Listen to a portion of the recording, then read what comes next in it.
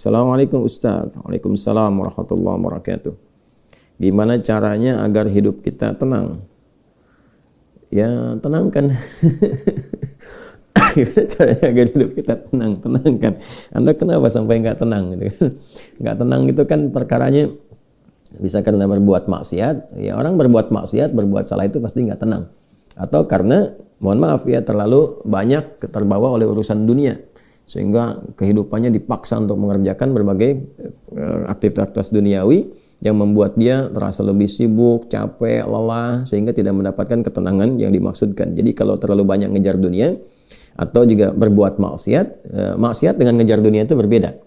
Ya, kalau maksiat itu sudah otomatis menyalahi ketentuan Allah. Nggak boleh mencuri, nggak boleh korupsi, nggak boleh berbohong. Makanya ketika melakukan, hatinya menolak. Karena di antara makna fitrah itu dan fungsinya adalah cenderung kepada kebaikan. Jadi ada fitrah dalam jiwa kita, di kolbu kita, itu disebut dengan fitrah takwa namanya. Ya, Quran surah 91 Asy-Syams ayat 7-10, wa nafsin wa ma sawwaha fa'alhamaha fujuraha wa taqwaha. Nah, jiwa takwa ini yang mendorong kita selalu pada kebaikan. Ya, kejujuran, kesabaran, kemuliaan, dan menolak keburukan-keburukan. Karena itu kalau ada seseorang itu berkata yang tidak benar, dia berdusta, hati kecilnya pasti menolak. Itu nggak benar. Ya. Ada orang mau mencuri, misalnya kan, atau korupsi, misalnya itu terfikir berbuat yang nggak bagus, hatinya pasti menolak. Ada gejolak dalam dirinya. Nah, itu yang membuat dirinya nggak tenang. Nah, yang kedua, bukan maksiat, tapi terlalu banyak mengejar dunia, sehingga lupa dengan urusan akhirat, lupa dengan ibadah. Ya, dia bekerja formal, benar. Dia nggak menyalahi aturan, dia nggak korupsi, tapi dia berangkat dari gelap, pulang gelap lagi, menempuh perjalanan, kerja lagi, kena kemacetan. Nah, itu potensial akumulasi ini menimbulkan kepenatan, kegelisahan, capek, lelah, sehingga muncul pencarian-pencarian. Nah, itulah dunia. Walaupun saat dia mengerjakan itu, dia mengerjakan tidak dalam konteks bermaksiat, tapi karena terlampau lelah mengerjakan itu dan penat, nah, rohnya kan menuntut. Di tubuh kita kan ada 3 bagian. Ya, ada fisik di bagian luar, kemudian ada akal ya di pikiran, yang ketiga itu ada hati, ada jiwa spiritual. Masing-masing harus mendapatkan porsinya. Ya, ini kalau bagian tubuh luarnya aja yang makan, fisiknya yang makan, mengonsumsi, tidur, istirahat. Ya, kemudian akalnya nggak pernah dipakai, nggak pernah belajar, nggak pernah baca, nggak pernah apa. Ini akalnya juga bisa protes, tumpul, nggak nyaman. Ya, sebaliknya juga, kalau dia misalnya ya makan, minum, kerja, aktivitas, olahraga, akalnya dipakai, dia baca dan sebagainya, tapi rohnya nggak pernah diberikan porsinya. Dia nggak pernah ibadah, nggak pernah sholat, nggak pernah baca Quran dan sebagainya. Maka ini yang generator kehidupannya, ini sumber ketenangannya, maka tetap akan gelisah. Karena itu ditemukan betapa orang pintar, ya kan, kerja keras dan sebagainya, tapi ya rohnya nggak terisi, banyak yang bunuh diri. Ya, di Jepang terjadi, itu kan. Atau bahkan setidaknya ada orang-orang kaya yang sudah hebat, pinter-pinter, ya di akhir hidupnya apa yang dia kerjakan? Ya cuma datang terapi, nanam kangkung, nanam cabai gitu kan, datangnya ini untuk mencari ketenangan karena rohnya nggak terisi. Maka Islam alhamdulillah ya agama yang sangat komplit, memberikan pencerahan sekaligus arahan dan pedoman dalam berkehidupan. Fisiknya dituntun, pikirannya juga dimotivasi untuk terus ditingkatkan, pintar sampai ke level yang tertinggi, dan rohnya diberikan porsinya untuk menunaikan ibadah sehingga mendapatkan asupan-asupan menu bagi rohnya. Makanya di kita kan ada sholat, ada puasa, gitu kan. Nah, kemudian ada baca Quran, itu untuk kebutuhan rohiyah kita, untuk memberikan ketenangan. Lalu fisik dipandu, bagaimana cara makan, bagaimana cara beraktivitas, dari mulai bangun tidur sampai tidur lagi kan diatur. Ya, lalu pikiran turun ayat-ayat untuk menjadikan pikiran itu terlatih kuat, kan, bahkan sampai ke level yang tinggi, jenius dan sebagainya. Turun ayat tentang Iqra, banyak baca, turun ayat tentang tadabbur, afala yanzuruna ilal ibili kaifa khuliqat afala yatadabbaruna al-Qur'an, turun ayat tentang riset, inna fi khalqis samawati wal ardi wa ikhtilafil laili wan nahari laayatil liulil albab, gitu kan, dan seterusnya. Itu supaya semua terstimulus. Nah, jadi kalau ingin tenang, bagaimana cara hidupnya tenang? Seimbangkan 3 bagian tadi. Jadi pikiran kita dilatih supaya kuat, ya, supaya tajam dalam berpikir dan mengarahkan bagian tubuh kita untuk bertindak secara benar. Tubuh ini dilatih ya dengan berolahraga, makan yang benar. Ayat-ayatnya banyak sekali. Ya ayyuhan nasu kulu mimma fil ardi halalan thayyibah. Hai orang-orang, hai manusia semuanya, hai orang-orang, hai manusia, silahkan engkau makan sesuai dengan porsi kebutuhan dari yang halal, sumber yang halal, cari yang menyehatkan. Itu di Al-Baqarah 168. Nah, kalau sudah sehat, tubuhnya sehat, dipakai aktivitas, olahraga. Kan banyak hadis-hadis tentang olahraga itu. Alimu auladakum bisibahati warrimaya, kata Nabi, ajarkan anak-anakmu olahraga berenang, atau dengan melentar, atau dengan memanah, atau dengan berkuda. Itu contoh-contoh yang real di era Nabi yang kiranya bisa menyehatkan. Atau kita riset misalnya olahraga apa yang kira-kira menyehatkan, ya, yang senafas dengan tadi jenisnya. Jenisnya bisa berbeda setiap zamannya. Zaman Nabi nggak ditemukan misalnya olahraga futsal, basket, misalkan bola, apalagi jenis-jenis yang sekarang ada banyak atletik dan sebagainya. Tapi kan kita bisa meriset.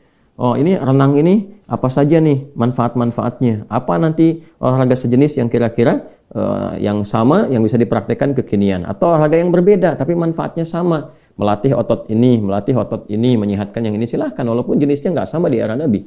Era Nabi misalnya dengan memanah, era sekarang misalnya dengan olahraga menembak gitu kan, sah-sah saja silahkan. Yang penting konsentrasinya sama, walaupun dengan alat atau perangkat yang berbeda. Ya, nanti kalau ingin dilatih lagi dengan panahan ya nggak ada masalah.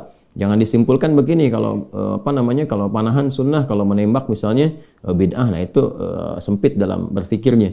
Ya, dan Nabi pun kan visioner. Di zaman Nabi mengatakan, ajarkan anak-anakmu berenang. Berenang di mana? Di padang pasir. Ya kan? Kan tidak mudah mendapatkan tempat renang, ya kan? Nah, tapi kita tarik ke sekarang kan itu visi yang panjang. Kalau di riset, di berenang ini adalah olahraga yang menyehatkan otot ini, otot itu, untuk cedera, untuk saraf kejepit, untuk macam-macam misalnya. Nah, itu sesuatu yang bisa kita riset, lalu kita bisa keluarkan jenis-jenis baru yang mengambil dari manfaat itu. Itulah riset. Itulah riset. Nah, terkait dengan ketenangan ini, apa amalan pokoknya? Karena ketenangan bagian dari pikiran yang disupport oleh keadaan jiwa. Jadi intinya di kolbu. Ketenangan itu intinya di kolbu. Jadi kalau kolbunya nggak tenang, hatinya nggak nyaman, hatinya nggak tenang, itu kebawa ke pikiran. Makanya orang-orang yang kena penyakit hati, sekalipun dia sehat tubuhnya, ya, jenius otaknya, tapi kena penyakit hati. Dia kena penyakit iri. Ya, iri kan iri hati. Saya belum pernah dengar iri akal, iri pikiran, ya, atau iri mata, ya, iri kaki, iri tangan, nggak ada. Yang ada iri hati. Ya, dengki misalnya, ria, itu penyakit hati semua. Makanya orang dengki, orang hasad itu pasti hidupnya nggak tenang. Ya, orang berilmu, tapi dia kena penyakit hati, iri kepada orang berilmu yang lain, itu nggak tenang hidupnya.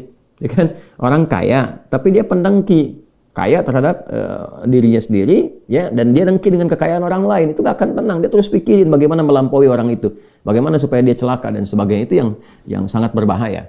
Maka untuk menenangkan diri itu, amalan-amalannya tidak ada yang lain kecuali meningkatkan ibadah, meningkatkan amal soleh, meningkatkan ketaatan. Semua jenis amal soleh itu di Quran disebut dengan zikir. Disebut dengan apa?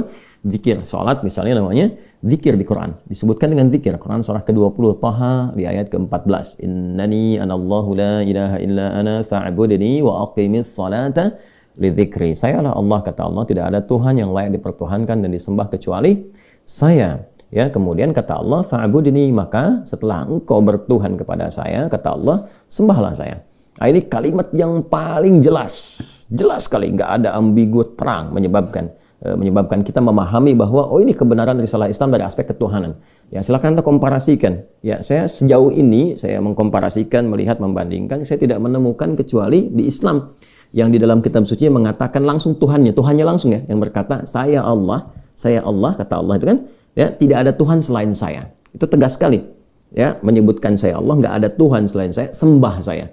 Dan biasanya kalau ada kalimat atau informasi yang pede jelas disampaikan, itu menunjukkan kekuatan dan kebenaran.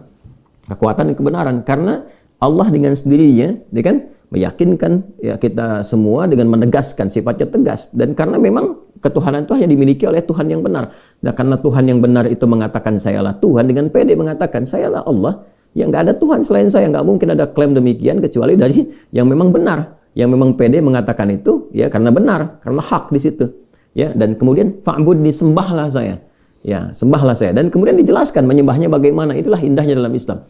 Tauhidnya diatur, ya, tentang Tuhannya. Dan kalau Anda misalnya begini, saya logikakan sederhana, ya. Orang-orang kan kalau nggak pakar, nggak punya kemampuan atau nggak sesuai dengan kualifikasinya, nggak mungkin mengatakan itu kan. Ya, ada orang mengatakan misalnya saya adalah pesilat. Mana yang mau bertarung misalnya kan, atau beruji tanding dengan saya. Kalau dia bukan pesilat, nggak mungkin dia bisa mengatakan itu. Ternyata dia bukan pesilat misalnya kan, dia cuma pesilat lidah gitu kan, bukan pesilat tangguh, dan nggak mungkin dia mengatakan, pede mengatakan demikian. Ya, sayalah ahli kungfu misalnya kan, silahkan ada yang ingin tanding mengetes di kungfu. Kalau dia bukan ahli kungfu, nggak mungkin mengatakan demikian. Nah, ini Allah mengatakan dengan jelas, sayalah Allah, nggak ada Tuhan selain saya, sembah saya. Nah, bisa nggak ditemukan misalnya dimanapun tuh, termasuk di kitab-kitab yang disucikan, temukan. Ada nggak Tuhan yang mengatakan sayalah Tuhan, ya kan? Disebut namanya, sembah saya. Kalimat itu temukan. Ya, di Quran jelas. Kemudian fa'budni, sembah saya, wa aqimis shalah, dan tunaikan salat. Cara menyembah saya itu dengan menunaikan salat. Dan diatur. Ini indahnya dalam Islam tuh. Ya. Kemudian ditegaskan, saya Allah, saya Tuhan. Kemudian nggak ada Tuhan selain saya, kata Allah. Kemudian sembah saya. Cara menyembahnya pun diatur. Namanya salat. Cara mengerjakannya begini. Ya, lalu ditunjuk, diutuslah Nabi Muhammad SAW untuk mengajarkan dari awal sampai akhir, dari gerakan sampai bacaan, dari mulai hukumnya diajarkan. Ya, dari cara menghadap ke arah mana, kemudian bagaimana caranya, ya, dari mulai berwudunya bahkan sampai dengan selesainya. Ya, ini menunjukkan bahwa risalah agama ini benar. Nggak mungkin kan diada-adakan demikian. Gimana cara bisa merekayasa seperti itu terjadi? Nggak mungkin. Ya, ini dari awal sampai akhir dan nggak ada kreativitas di situ. Nggak ada kreativitas dan semua sama. Ya, orang Arab demikian, yang bukan Arab demikian. Ya, jadi nggak ada ceritanya misalnya di Arab pakai bahasa Arab, di Indonesia pakai bahasa Indonesia. Ya, di Indonesia, di Sumatera pakai bahasa Sumatera misalnya, atau di Jawa pakai bahasa Jawa. Tidak. Ya, Quran mau dimanapun pakai bahasa Arab. Salat dengan cara yang sama, menghadap ke tempat yang sama. Tapi terkait dengan pertanyaan ini, teruskan ayatnya. Wa aqimis salata lidzikri. Tunaikan salat kepadaku dengan sebagai zikir. Jadi salat itu disebut dengan zikir. Berdoa juga zikir. Ya, doa juga zikir. Quran surah ke-7 ayat 205. Wadhkur rabbaka fi nafsika tadarruan wa khifatan wa dunal jahri minal qaul, dan berzikirlah, berdoalah maksudnya. Zikir ini doa. Ya, berdoalah, mohon dengan sepenuh jiwamu, dengan ketenangan, gitu kan? Mintakan kepada Allah dengan penuh ketenangan. Dan mohon dengan kekhusyuan, mohon dengan penuh harap supaya dikabulkan. Nah, silakan cek, bukankah saat berdoa itu ada ketenangan? Anda punya masalah, alih-alih Anda curhat di media sosial, gitu kan? Nah, kemudian Anda arahkan untuk berdoa dengan cara yang benar. Anda ke kiblat, wudu, minta dengan khusyuk. Bukankah saat berdoa tenang? Ya kan? Bukankah saat sholat itu Anda lebih tenang? Ya kan? Bukankah saat Anda baca Quran lebih tenang? Nah, baca Quran itu disebut dengan zikir, karena Qurannya disebut zikir. Quran surah ke-15 ayat 9. Inna nahnu nazzalna dzikra wa inna lahu lahafidhun. Kami telah turunkan Al-Quran sebagai zikir. Nah, Anda itu kalau baca Quran kan lebih tenang. Apalagi kadang terjadi begini, sedang punya masalah, terus kita buka mushaf, random acak tuh dibuka begini, tiba-tiba ayatnya sesuai dengan masalah kita. Gitu. Nah, baru baca aja udah tenang keadaan jiwanya. Ya, udah menyebut nama Allah, baru bismillahirrahmanirrahim, sudah tenang. Ya, Quran surah ke-8 ayat kedua, innamal mu'minuna alladzina idza dzukirallahu wajilat qulubuhum wa idza tuliyat 'alaihim ayatuhu zadatuhum imanan wa 'ala rabbihim yatawakkalun. Jadi orang beriman itu kalau disebutkan nama Allah ada getaran, konfirmasi di jiwanya, dan kalau dibacakan kepada ayat-ayat Allah bertambah keimanan. Iman itu kan sumber ketenangan.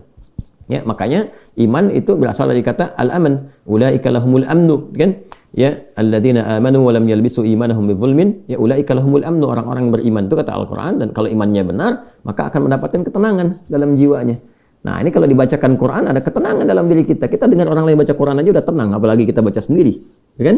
Apalagi misalnya zikir. Ya, zikir. Pasca salat kita berzikir, kan amalannya disebut zikir, itu membuat kita tenang. Subhanallah, alhamdulillah, Allahumma antas salam, istighfar. Quran surah ke-4 An-Nisa ayat 103. Fa idza qadaytumus salata fadhkurullaha qiyaman wa qu'udan wa 'ala junubikum. Kalau Anda telah tuntas mengerjakan salat, maka berzikirlah. Ya, subhanallah, alhamdulillah, Allahu akbar, Allahumma antas salam. Ya, dari astagfirullah dulu awalnya, kan? Nah, itu membuat diri kita lebih tenang, lebih nyaman.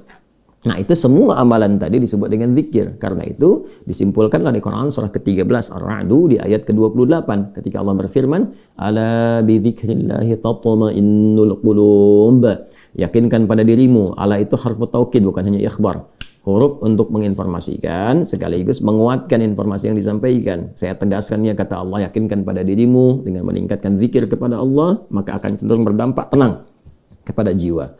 Nah, jadi kalau Anda ingin tenang, saya ingin tenang, kita ingin tenang, gampangnya tingkatkan zikir. Zikir itu bentuknya ibadah, baik dengan ibadah fisik seperti sholat, baca Al-Quran, atau ibadah harta dengan bersedekah misalnya, ya, zakat itu kewajiban, infak itu tambahkan. Kalau ingin tenang, cobalah pagi-pagi cari orang-orang yang berhak mendapatkan itu sesuai dengan kualifikasi yang disampaikan Al-Quran dan hadis, jalan, temui, bersedekah, nggak usah banyak dipamerkan, ya, macam-macam bersedekah, sampaikan dengan tulus. Nanti Anda akan mendengar orang itu berkata, terima kasih Pak, semoga Bapak disehatkan, keluarga juga dilancarkan.